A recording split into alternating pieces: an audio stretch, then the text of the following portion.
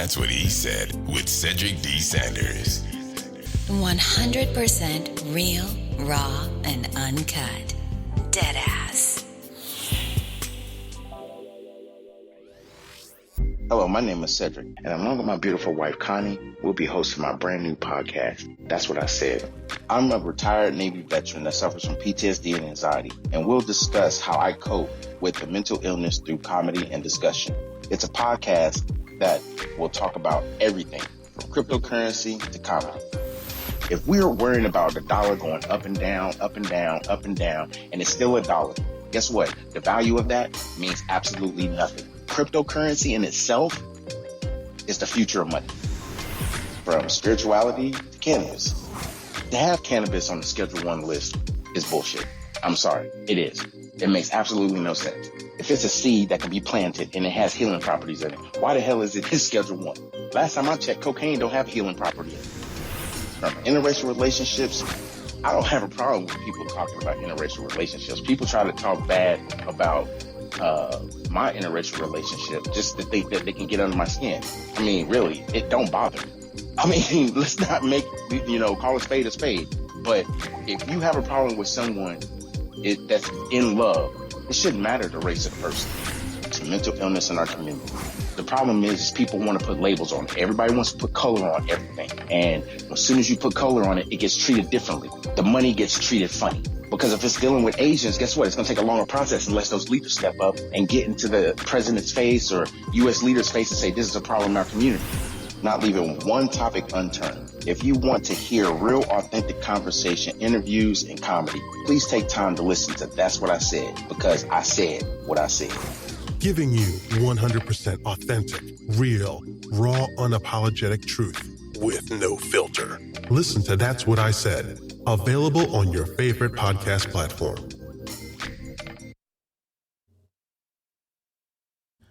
Come get this work. We about to go in.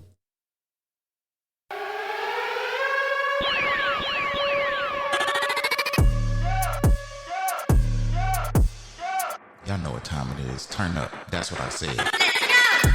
Welcome to another episode of That's What I Said with your host, Cedric Sanders. Giving you 100% authentic, real, raw, unapologetic truth with no filter. The broadcast starts now.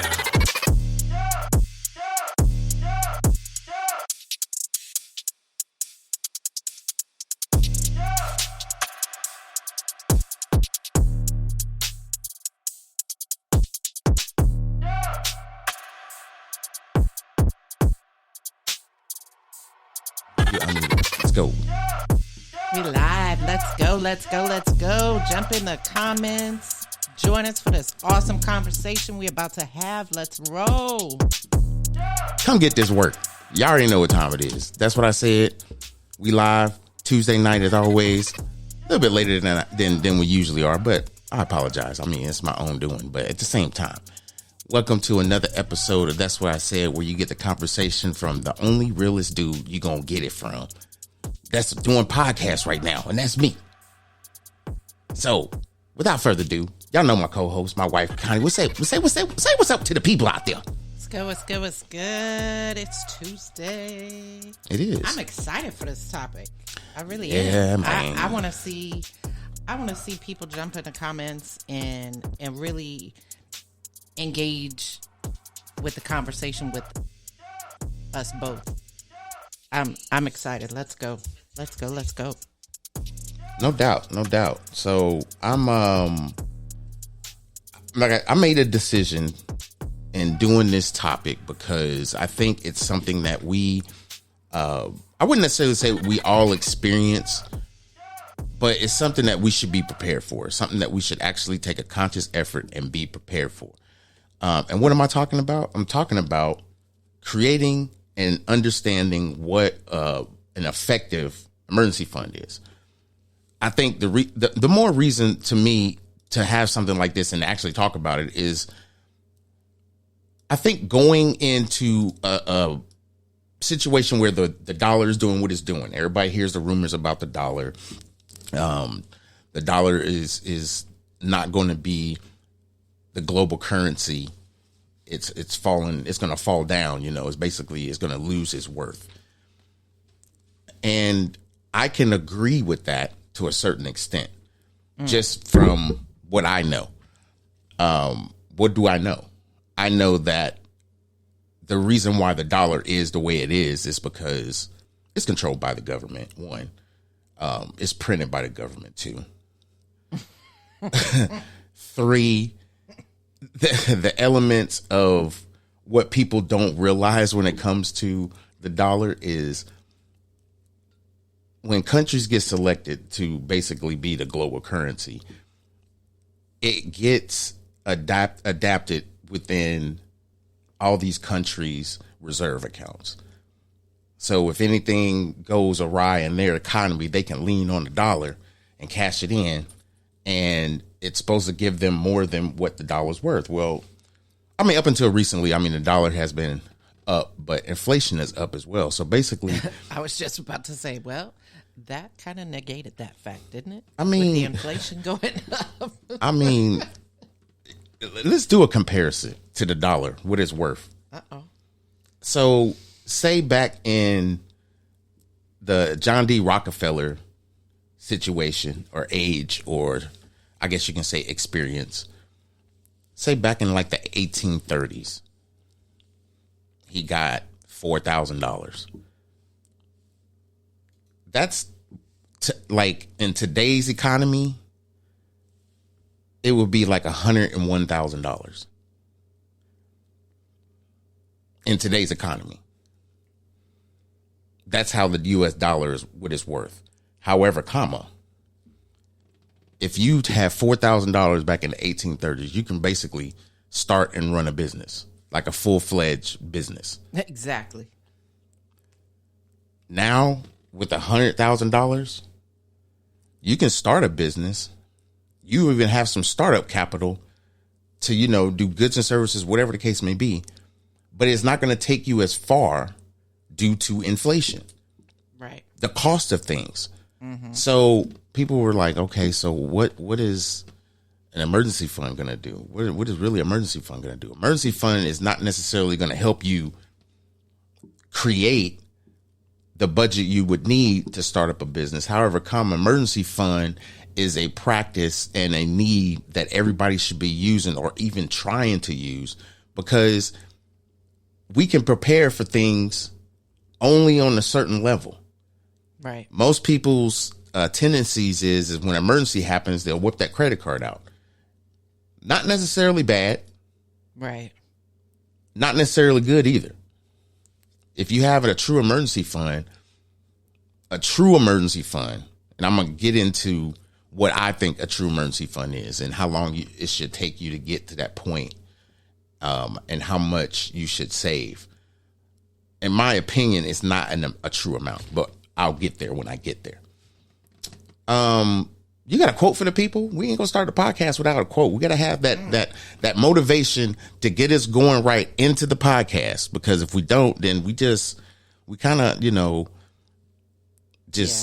we dead in the water. You know what I'm saying? It gets to a point where you get dead in the water and you really don't have the motivation or the direction you need when it comes to not even just doing a podcast, but just, anything, how you start your day. So that's how we're going to start the podcast, with that quote. What's good, babe? What's that quote? All right. So our quote is coming from Dave Ramsey, and it says, interest on credit cards is not the real problem. The lack of budget is. You have to live on less than you make. And I know exactly what happened when somebody heard that. They just logged off. They just said, nope. I am not dealing with this conversation tonight. Damn. Hell no, you are not about to know. You are no. You are not about to embarrass me in front of myself. He gave him the old AOL log out. No, that's the old Windows log out. Oh, Windows. Okay. And you just logged out. I don't understand. How do you not remember that? I mean, can we? What you just said, is one of the most insanely idiotic things I have ever heard. At no point in your rambling, I'm not saying it. They incoherent response were you... Okay, producers, we get it. So, that quote itself is really kind of intriguing itself, because really budgeting is one of the things, or one of the key things, and I guess you can say we can call it Cedric's top 5. So every topic, or every topic that I can explain finances, I'm gonna have a Cedric top 5. And part of Cedric's top 5 in any topic that we do will always incorporate, just based off of it, and it's my experience. It has to be off my experience. So, bam. Let's go with the first one. In order to create a true effective emergency plan, this is my 5 steps. Top 5. Says top 5. One of the 5, and this is no particular order, this is just me. Create a budget. We just talked about it. Dave Ramsey has been doing this for years, and one of the things he always says when creating, an emergency fund is create a budget. You have to know what your spending habits are. You have to know what you're spending excess money on. If you're not spending excess money and you're just paying your bills and you really have nothing left, then you have a money problem. You don't have a cash flow problem. You got an income problem. And people, I've been hearing this for like months and weeks now. Income is not the same as your cash flow, because your cash flow should be able to flow with the amount of money. Your lifestyle should be able to flow with the money that you receive in. And then how you create more money is how you create more cash flow. The problem is this: when you create a budget, you have to recognize all these things. You have to track your expenses. You have to make sure that when you create this budget, you're honest and true to yourself. Because if you're not honest and true to yourself, it's not an honest and true budget. And I don't care if this is not even just a personal budget. This is even your business. If you can't budget your funds and you're overspending and you're just trying to buy the hottest thing there so that you can, have the hottest thing there, but really you don't have any extra money for what ifs, or if something breaks, or if, something happens to your property and you got to fix that. It's like, oh, damn, what am I going to do? I'm going to tell you what you're going to do. Be honest with yourself. You got bad spending practices. You're putting your own business in turmoil because your personal spending habits is trash. You can't mix the two. If you got bad spending habits or you're bad with money and you create a business, those same habits are going to transfer into your business. You have to discipline yourself. So this is like one of the key ones in starting an emergency fund, is creating a budget. Or I should say this, because it's my top 5, creating a disciplined budget. Creating a disciplined budget. We got to write that down because I want to put that on some slides. Creating a disciplined budget. So you're doing 2 things. You're creating a budget so that you can be disciplined with your money, but you're also disciplining all your habits, all your things that create all of this bad spending or impulse buying or whatever the case may be. In creating this budget, you want to track your expenses. So the next one is you have to set goals. You have to set a goal as far as what the amount is for your emergency fund. I'm going to give you, I think, a good calculation of that. So if there's 2 ways to do this. 2 ways. The less intrusive way and the true way you should do it. Or I should say the gold way you should do it. So when you set goals, if you've never been a good saver or anything else like that, you should try this. $25 a day for a whole year will bring you $1,300 a year. Yes or yes? 52 weeks a year times 25, 1,300. I'm good. Of course, if you do that for 2 years, $2,600 and so on and so forth. Now, that will teach you just how to put money up and leave it alone. That's the same way you have to create this emergency fund. Now, your emergency fund, as far as that goal, when you set it, this is just me. This is not like, some financial experts may tell you more, some might tell you less. This is me, and this is what's been effective in my life. So I'm sharing it because that's what I said. You want to save at least 4 months of your personal, of your actual expenses, your monthly expenses. So whatever your monthly expenses are in any given month, times 4. That is a true emergency fund, not a savings account, an emergency fund. Now, number 3, well, number 3, it's part of number 2, but to finish off the second one. So the first one is what? Create a disciplined budget. There you go. Number 2 is set goals. Set goals. You got to set goals. Setting these goals, you have to be disciplined as well. And this is the reason why. When you set these goals, you have to make sure that your monthly expenses based on your lifestyle and whatever commitments you have with the said money that you do every month, that needs to be tallied and multiplied times 4. Everybody wants to say now, why 4 months? So on a typical, any typical situation that happens at any part of your month, and say, God forbid, you get into a car accident. Your deductible is, say, $500. Do you even have $500 in your savings account right now? Probably not.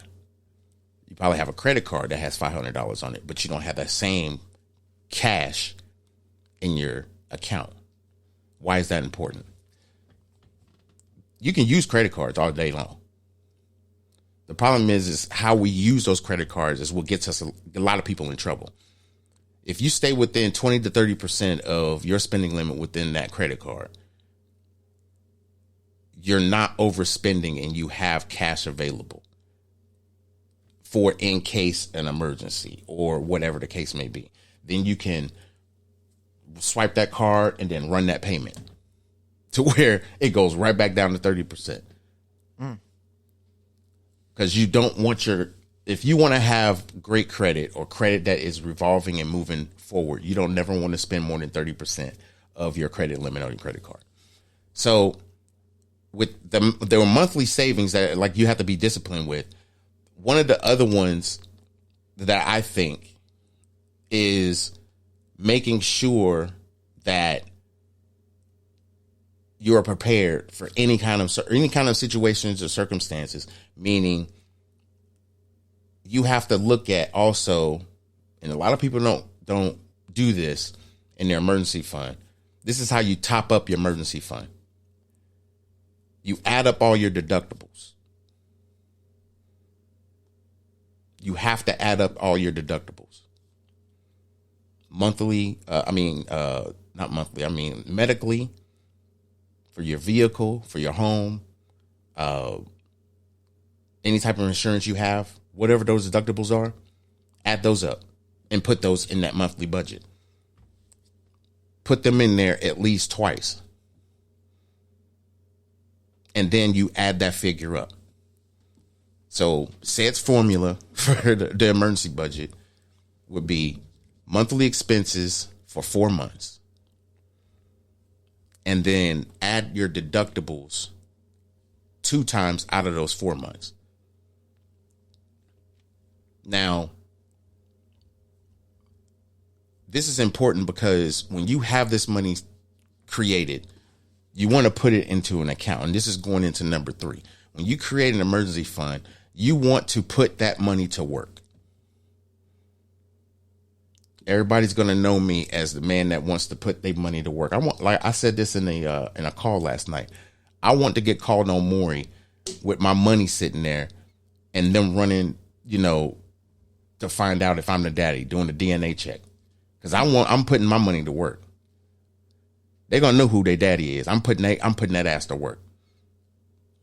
And this and some of these things that I'm going to say as far as putting your money to work is something that you may have already heard me say or talk about. And I will continue to say and talk about these things because they work. And it's based on my experience. You get that 4 months of your emergency fund created. You want to put that money somewhere where it's going to grow. It's seeds. It needs water. Where are you going to find the water to put your seeds in? You want to put it in, my opinion, high yielding savings accounts. 0.01% is not a high yielding savings account. I mean, if you can find a savings account anywhere that's doing above 1%, get it. Anything above 1%. Mind you, I didn't say 0.01. At least higher than 1%. If you can find, they have money market accounts you can get. They got all those things. But if you can get an account that doesn't fluctuate with the stock market, you don't get penalized for taking the money out. Every year you have a percentage that's going to be somewhere in the vicinity of, say, 8 to 15,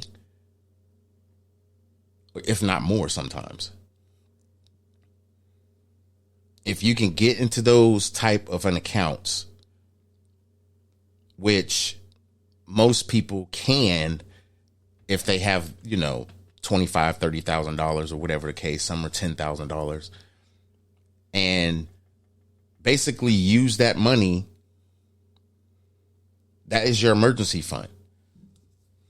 The profits you make off that money, you just keep in there in your emergency fund until you absolutely need it. You don't never have to touch it. You don't never have to mess with it. If an emergency comes out, guess what? You take that money out. Now you become the bank. Now you are the bank. Be your own bank. I know I've said this, so I don't know how many times in podcasts and when I was doing Facebook Live. Be your own bank. BYOB. Not bring your own brown bag or bring your own beer. Be your own beer or whatever, We used to say BYOBB, bring your own brown bag, baby. But damn. BYOB, be your own bank. When you put that emergency fund money into one of those accounts, most of these accounts, some of them anyway, are called private reserve accounts, just so you know. You put that money in that private reserve account, it's going to draw interest yearly. As you're drawing that interest, you leave the interest in there. You don't touch it because that's your emergency fund. What are you taking the profits out for? You wanted to make babies. Let it make babies. Let it produce. Right. Because that fund is what that emergency fund is there. It's just an emergency fund. You need $5,000 to take care of, some repairs for your house. You take that $5,000 out. You tell yourself how you're going to repay that $5,000. Oh, by the way, some of these accounts, when you take that money out to use it or whatever the case may be, because it's just your emergency fund. I'm not saying anything else other than that, because we're not talking about that. But if you're using this as a true emergency fund, you take that $5,000 off, you pay whatever you want to pay, and you can make the choice if you're going to pay it back or not. You're the bank. Right. But see, we have to discipline ourselves in these better practices so that we can get in that position. $25 a week, I don't think it's too much to ask. You do $25 a week. In some months, that's what? $100? Right. A month? In some months? Mm-hmm. And you put that into an account and then you do that for a year and you can roll that into a money market account and then you could do that again for another year. And then when that year is up, you just withdraw that money and put that money into another money market account, or the same one to build more, or whatever the case may be. And you build it up to where you can get the funds into a private reserve account, or an account that's high yielding savings account.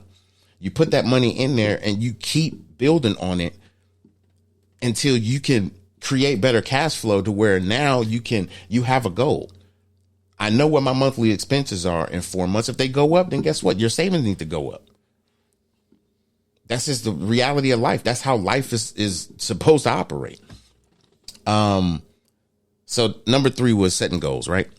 Number 2 was setting goals. Number 2, I'm sorry. I thought I was on 3. See, I'm getting tracked behind. This is bad. Number 3, I thought you said was the money. Yeah, I did. So number 3 would be putting the emergency fund in an account that has, that's going to give you a percentage of interest on that money. It's not going to sit there. You don't want, if you put it in your savings account that you have currently, you're only going to get $1 every year. I was just about to say, you ain't gonna get nothing. If you have $10,000 in your savings account and you let it sit in your little savings account that gets 0.01% interest, at the end of that year, you're going to have one funky dollar, 4 quarters, 10 dimes. That's it. On top of that $10,000. Oh, by the way, when you file your taxes, they're going to send you a statement. They're going to send you that little form and say, you got to pay taxes on this $1. Just saying. Mm-hmm. So that's why I say put it in a high yielding savings account, or, you get the opportunity to put it into a private reserve account so that it draws interest. So put your money to work is number 3. Put your money to work. Let me make sure I'm on track. You got it written down, babe? I do. Okay. Put your money to work. And then number 4 is pretty much what I was talking about, creating a savings plan or put your money to work, is making sure that you truthfully and without shadow of a doubt already are doing this, or you can get into the role of doing this, managing your expenses and managing the unexpected ones. Managing expenses is good for a lot of people when you live within your budget and you live within your means. If you're living outside your means and it's basically you're living a lifestyle where if you had more money, you would be more comfortable, then why aren't you doing those things? Why aren't you putting yourself in a better position to where you can do those things? I'm not saying you can't go ahead and have fun, but sometimes fun gets expensive. And when fun gets expensive, it usually ties into shit that we got to be responsible for. And most people say, oh, won't you just make sure that you are taking care of your responsibilities and then you don't have to worry about how much you spend for entertainment? Yeah, you're absolutely right. But you sound like you're creating a budget for that. So I appreciate that, Body. I'm weirded out about people that have that mindset. Because it's okay to have entertainment money. It's okay. But are you budgeting for your entertainment money? I'm speaking from experience. I did. I told my wife this story. When I was stationed in Hawaii, man. And this wasn't even the first time I was in Hawaii. The first time I was in Hawaii was on my first ship. I really didn't understand the concept of money. And that was that. So... I didn't. So I got to go to Hawaii again. And this is kind of where I was getting into a better understanding with money, not because my child support went up, but because I was already in that mindset. I had to rebudget when my child support went up. It was, crazy story. We'll have to get into that offline. But I was telling my wife that I had came to a point where I was like, I can budget my entertainment instead of just overspending. So, I just recalculated everything. I saw how much I had extra. And I said, you know what? I can really just spend $200, really $400. And I'm good. I'm still saving $5. That was my mentality then. I'm still saving $500. Like I can screw off $400. What? Like, what are you doing?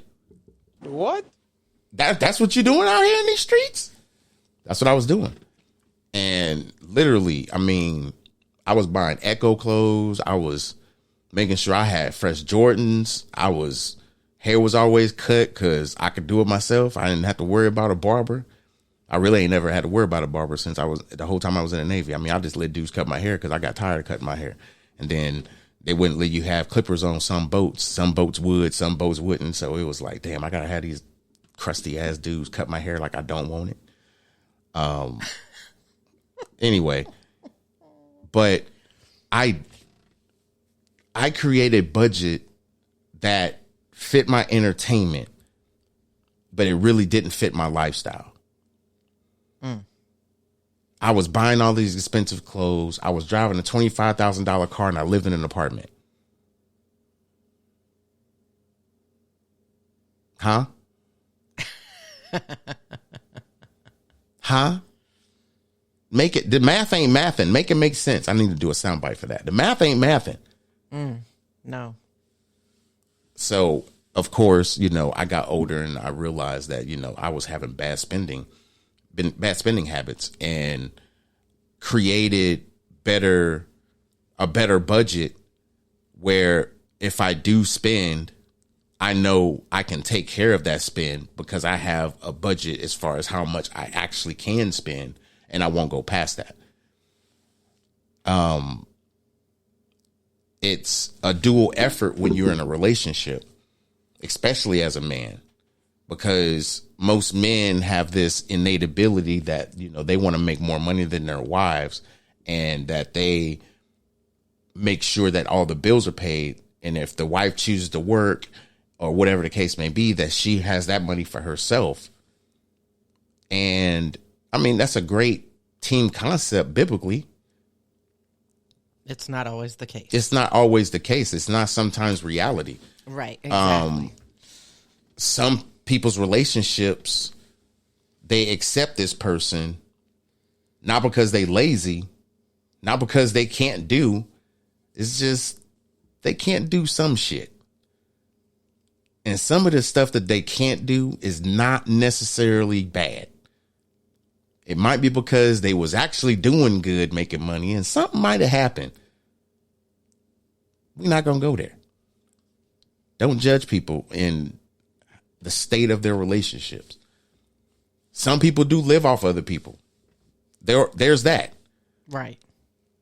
But if the person's not contributing into a relationship other than some phalange that lays between his legs, and he chooses to do what he do to you, or the other way around, you got, you know, 2 baby bottles sitting on top of your chest, and the best thing you could do is fling them around and get what you want, then, you know, your budget is messed up in life, not necessarily financially. So you have to be disciplined. In this whole process, you got to be disciplined. I don't care what you do, how you do it, you know, you got to be disciplined. Let me look at these comments. Yes, you have to run your household like a business, period. I respect 100% of that comment. I appreciate that, body, like 100% of that comment. You really do have to almost treat your household like a business. And people were like, oh, that sounds kind of, you know, dictator, you know, being a dictator. I'm like, it's not about being a dictator. It's about discipline. Your house comes with rewards. Every discipline comes with rewards. You can't tell me somebody that went into karate school when they were 7 years old and they 30 at this time, and they've been going to karate school since they were 7, that they don't reap the benefits of having that discipline in their life. You can't tell me that. You can't tell me that a person that sets up a budget, creates an emergency fund, does $50 a week for 52 weeks, has $2,600 at the end of the year, and they just keep doing that while paying all their bills, you know, doing all the things that he's supposed, you know, he's supposed to do, quote unquote, and giving the people the opportunity to still have a lifestyle with his income because he work hard. He do what he's supposed to do. You know what I'm saying? He bring that money to the table. But that's it. That's all he's doing. What is he doing for himself? We are too comfortable getting in this repetitive cycle of saying, I got to work for somebody so that they can pay me so that I can base my lifestyle based off the income that I get. And we don't see this conversation that we're having right now. A lot of people don't want to have this conversation. People have bad spending practice because they got income problems. The income problems stem from two factors. Bad discipline. What would happen? I'm waiting for you to just really hit them because really is. I've been too nice on this podcast, so let me step up. A sad reality, and a lot of people don't understand. It truly takes sincere look at everything and that hard discipline on your spending, period. So, yeah, I agree that. I agree. I'm just saying, that's 100. You're hitting them hard, true facts right now. And what's that old saying that we used to have? Somebody gonna go cry in a car? Yeah. Because it's a reality. It's a reality. All right, so... And like Body said, you're about to hurt somebody's feelings. I hope I don't. I hope you can take this with a grain of salt and it actually, enhances you. But this is it wouldn't education. be that's what I said. It wouldn't be that's what I said if it was the case. Okay. So this is the education. Absolutely. So if you're looking for motivation to get your ass in the gear, this is the two things that we have. The reason why people are in these situations and continue to work the little crappy job that they work because they think this is all I can do, or they're limited based off of that job, but won't try to enhance their cash flow. This is the two problems they have. They're bad with discipline, which means they are okay with the bad spending habits that they have. Okay, what's bad spending habits? If you have a game system and you buy games every month and you live in an apartment and you struggle keeping your utilities on, that's your problem. That's called bad discipline. That means, how are you funding your entertainment when you're struggling to keep the lights on in that bitch? Right. Your priorities are a bit mismatched and confused. You said you hungry and the only thing you got in the cupboard is oodles and noodles, a half, eaten bottle, or I should say jar of peanut butter, and some crackers that's been in there for 3 months. That's probably stale. It's like your refrigerator don't necessarily hoard anything because it doesn't understand what hoarding is because you ain't never got nothing in there to hoard. Bad decisions. That's the key thing. The reason why people are not successful at saving their money or just keeping a little bit. They make bad decisions. And like I said, that's okay. But be okay with recognizing that that's what you have. Exactly. The second thing, you got to own that. Yeah, you got to own that shit. So the second thing, let me sip my water real quick. The second one is overpersonation. You are overpersonating other people's shit. You can't overpersonate or be, what they say people could do impressions of other people. Mm-hmm. And it's like comedy. No, people try to emulate what other people are doing when they don't even have the financial situation to do that shit. I was that person. I was dead ass that person. I was the one in Hawaii going to the damn Echo store, spending $200-$300 every week on clothes I had no business to being in. Like no reason. It was like you was modeling their brand every they ain't paying me.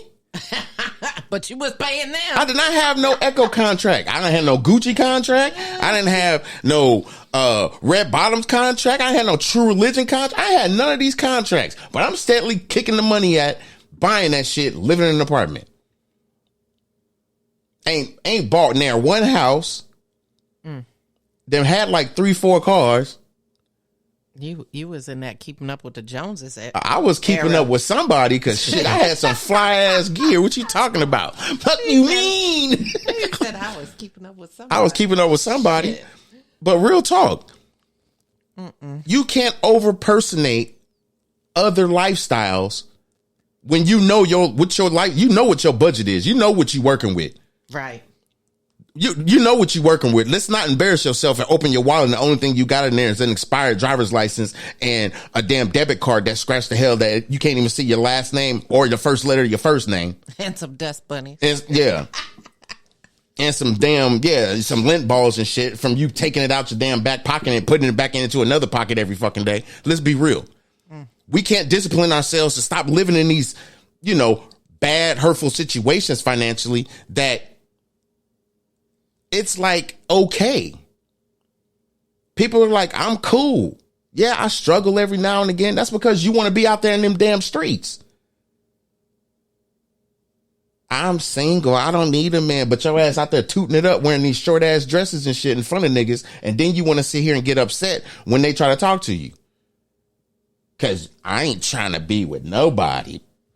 If you don't sit your ass down and save some damn money instead of trying to look cute.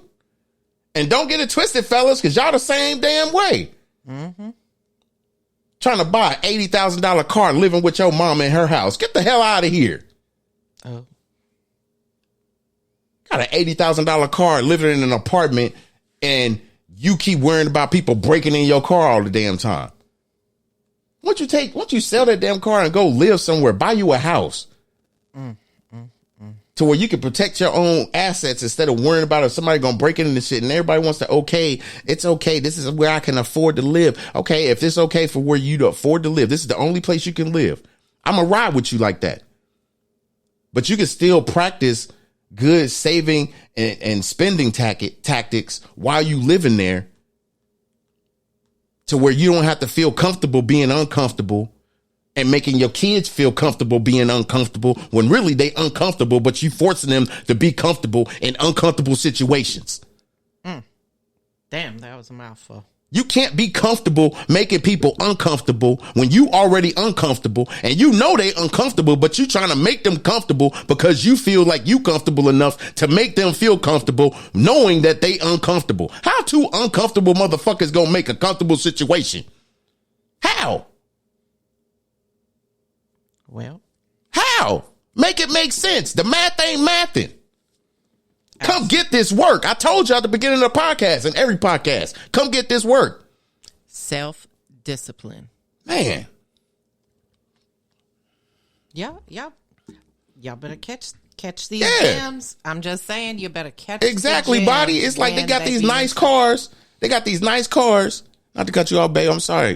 This comment tripped me out because it's the truth. People got these nice cars, but the house about to fall on the car. Damn. You can't even put the car in the garage because the damn door ain't open since you moved there. You put shit in that. You see, this is how crazy some people are. You got three dynamics of people. You got people that appreciate what they got. They appreciate what they got, but don't like where they live. Or they don't like where they live and they don't like being where the hell they are. So guess what? That reflects in what they have. We have to desensitize ourselves from these thought patterns and do better. We can't make an effective emergency fund or a plan when our discipline is screwed up. We're over, really, you just over perpetrating other people. It ain't even just over, personalizing shit. It's really, you basically just overacting. You putting on this and don't have a contract to act. No, none. You ain't getting. I mean, they should give you an Oscar award because it's like you motivated to do all the shit you supposed to do when you have money. And then people wonder why, when you have that mentality, why when you get some money, it's always gone.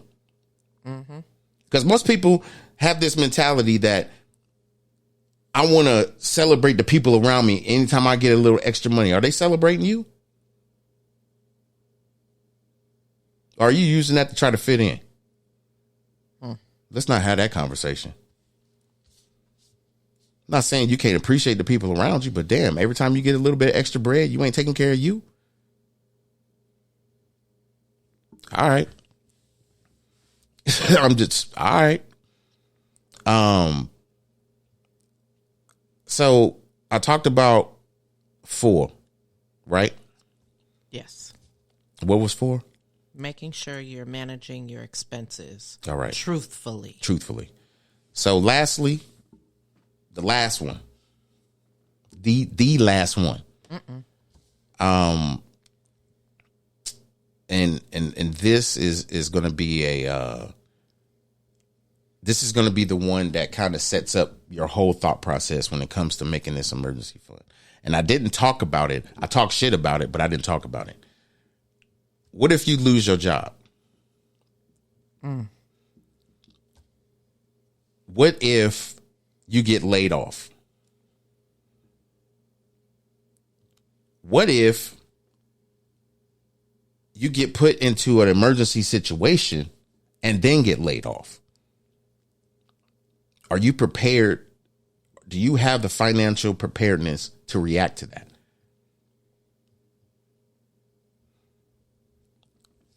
Number 5 is always going to probably be my number 5. Trust the process.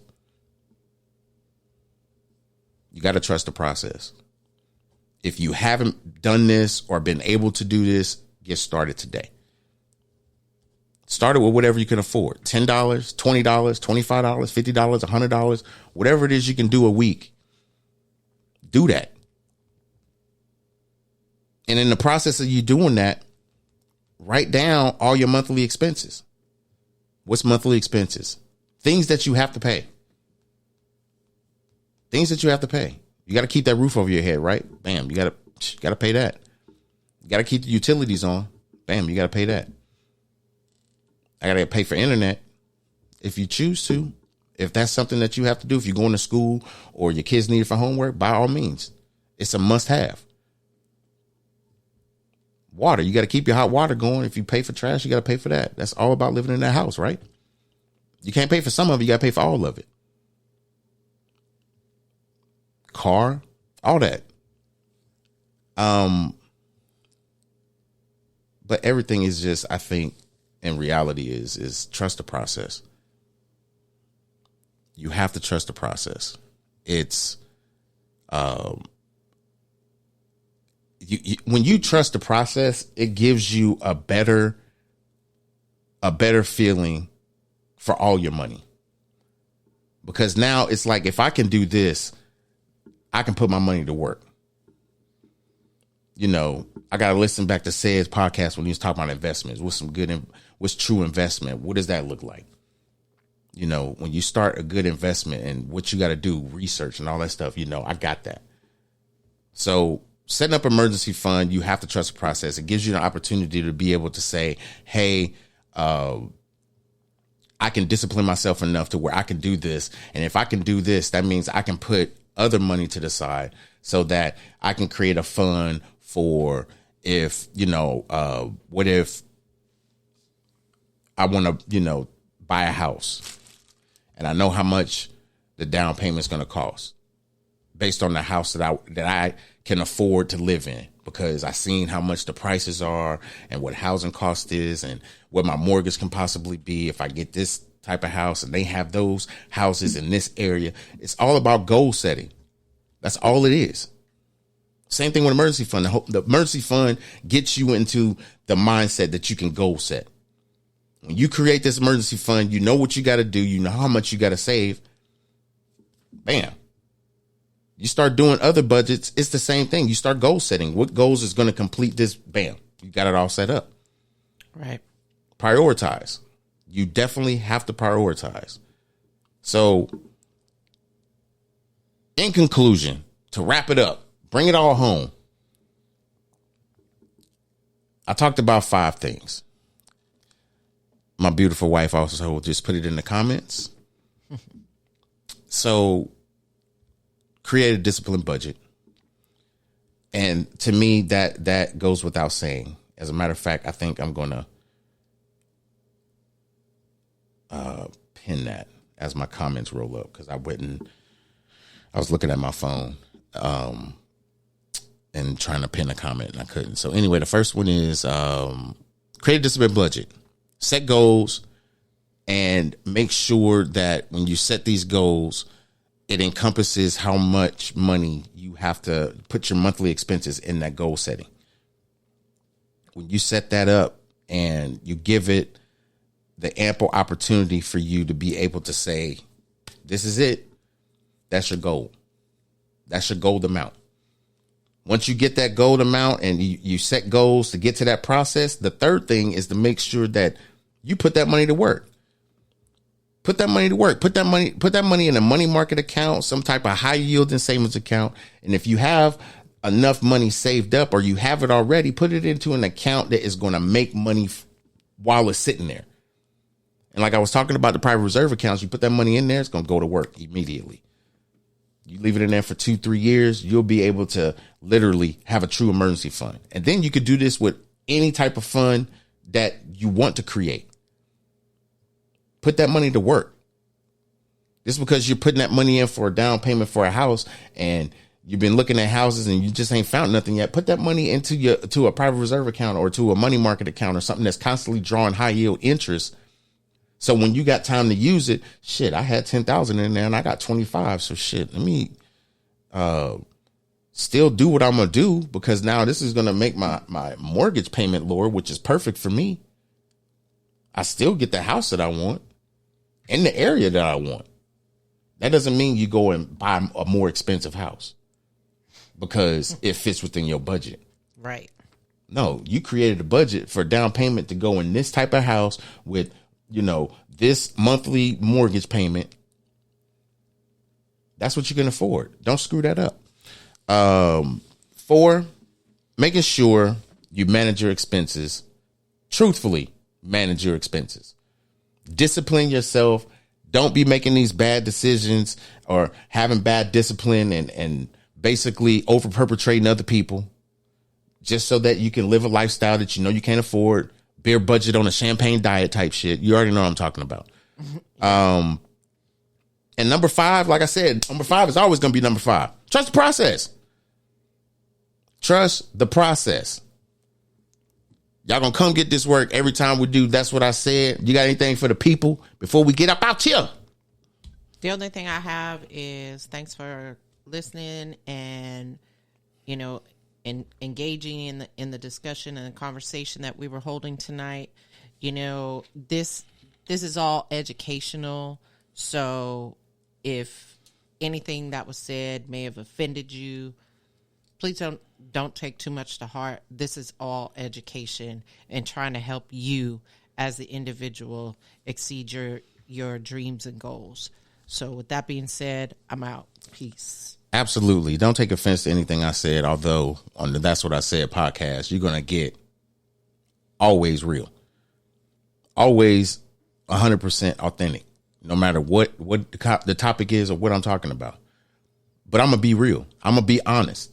I'm not going to sugarcoat it. I want you to be successful, but the only way you're going to be successful is to get tough love, right? Absolutely. That's what I got to provide. So I hope y'all enjoyed the podcast. Please join us on Thursday, same time on Thursday, where we'll talk a little bit about, I'm not going to tell y'all. And it's not because I don't know. I do know. I don't want to tell y'all because I want it to be a surprise. And it's not going to be about taxes. It's not. It really ain't.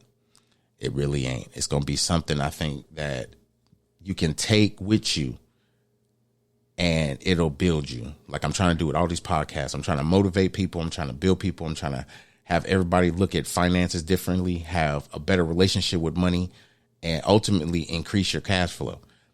That's going to be the hashtags for the podcast at all times, because that's my responsibility, I feel, as a podcaster, is to help people increase your cash flow.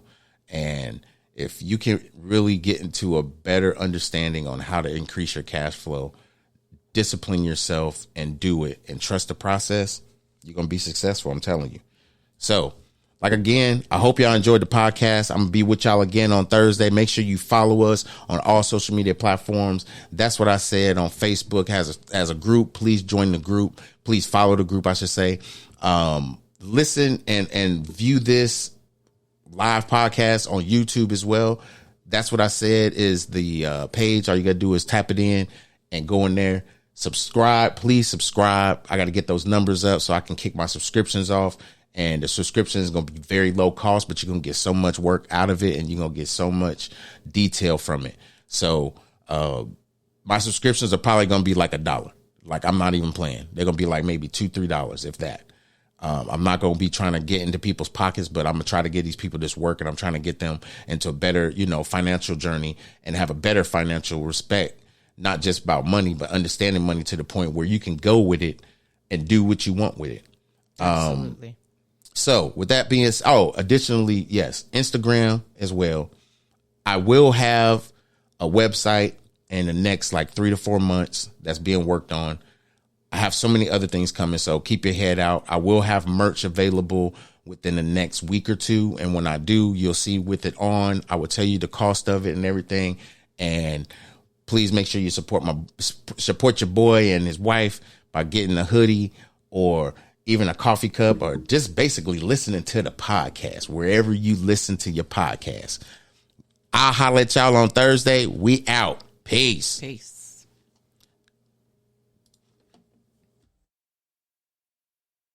That's What He Said with Cedric D. Sanders.